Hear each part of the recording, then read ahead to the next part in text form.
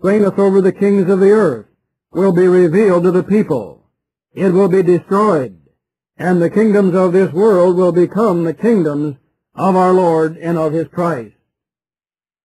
We've already seen that the Old Testament speaks of this Babylon as existing in the last days, so it is not the ancient empire of Babylon which fell in Daniel's time, but is something in the last days for which God uses the same name. In teaching on this, one problem I face is that many of my listeners have been convinced that all prophecies of a great world ruling power in the last days will come to pass only after the rapture or removal of the Christians from the earth. I insist that prophetic end-time Babylon is already here. It already exists, and that comparisons between Bible prophecies and current history make that plain. We will examine the man of sin in 2 Thessalonians 2 to see if he or it, like Mystery Babylon, will be here and will be identifiable before the return of Jesus Christ. This chapter, or rather bits and pieces of this chapter, are used by the rapture teachers in their stories about how Christians are supposed to be snatched off the earth by Christ, and then the earth and the non-Christians will be left for a time of great tribulation under one man who will rule the world. I'll read the pertinent parts of this chapter, and you can go through the whole chapter later. We'll begin in verse 1, 2 Thessalonians 2. Now we beseech you, brethren, by the coming of our Lord Jesus Christ, and by our gathering together unto him. So Paul does begin this chapter making reference to Jesus' return, and to the gathering of the saints to Jesus, which will take place at that time. With that we have no argument.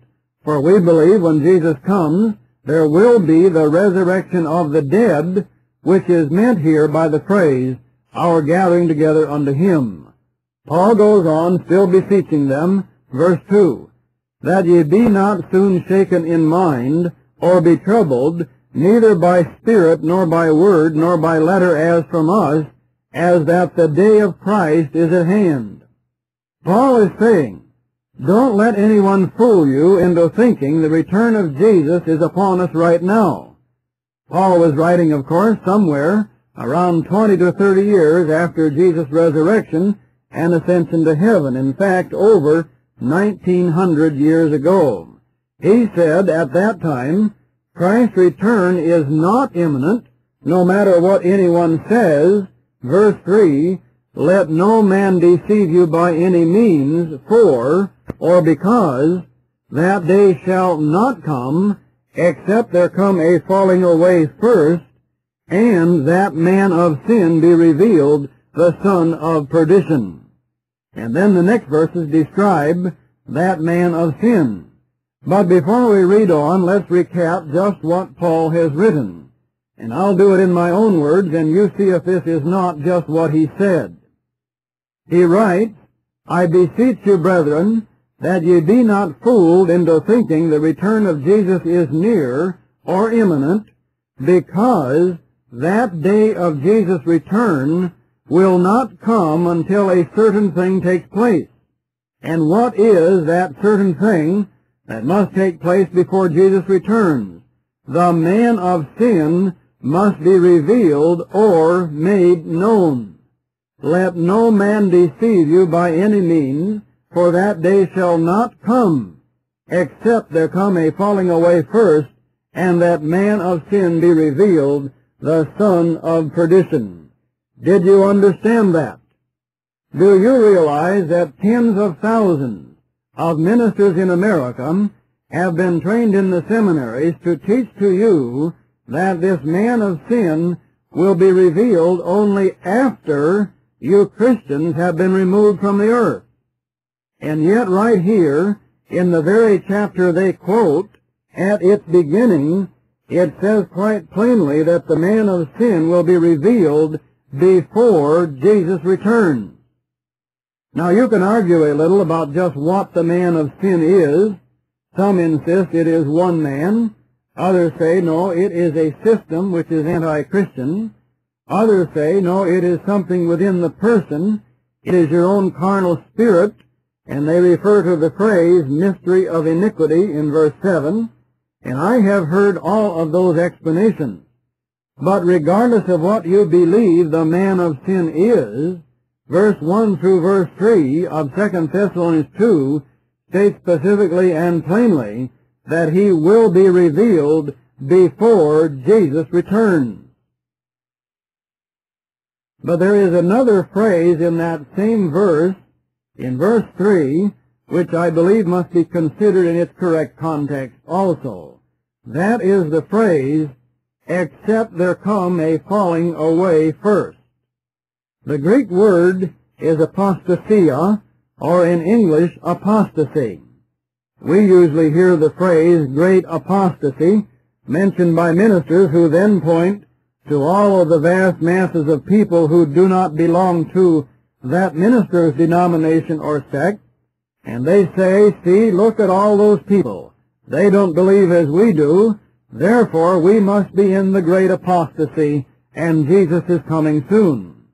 Some of us have heard this for years, and in many cases, the smaller the sect or denomination, the more fervent the preaching, that the world is in a great falling away, a great apostasy. Therefore, Jesus may come tonight, or next week, or sometime soon.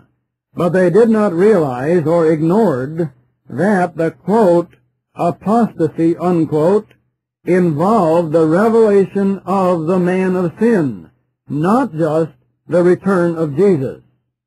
So regardless of how one interprets what is the great apostasy, if so many not believing just as we do proves a great apostasy, or whether so few attending any Christian church proves a great apostasy, or whether the many divisions in the church prove apostasy, whatever it is, it must be connected with the revelation of the man of sin before the return of Jesus Christ.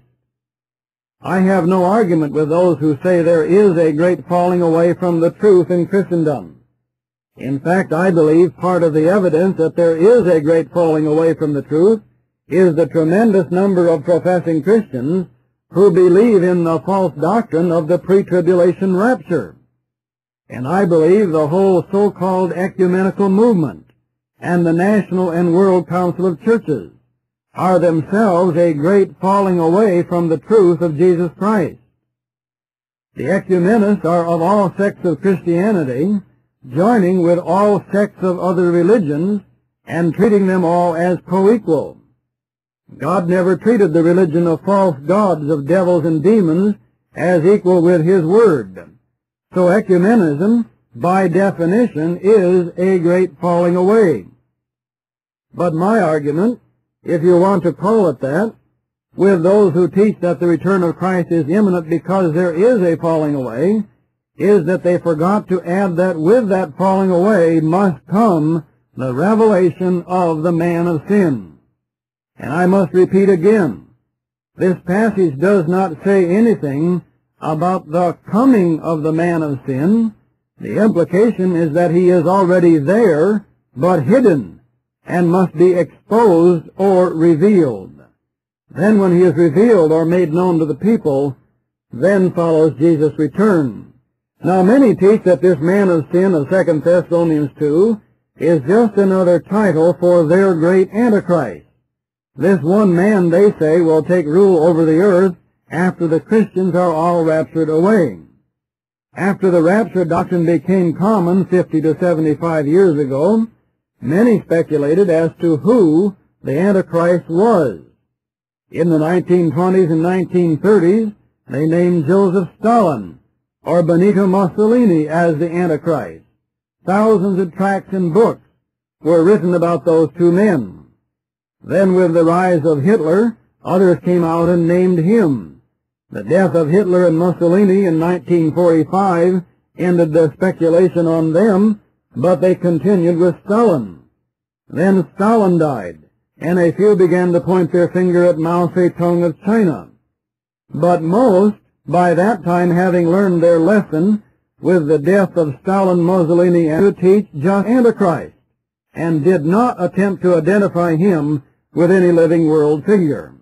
That way they could still preach their fairy tale, but not be exposed 10 or 20 years later when their own Antichrist passed from the scene.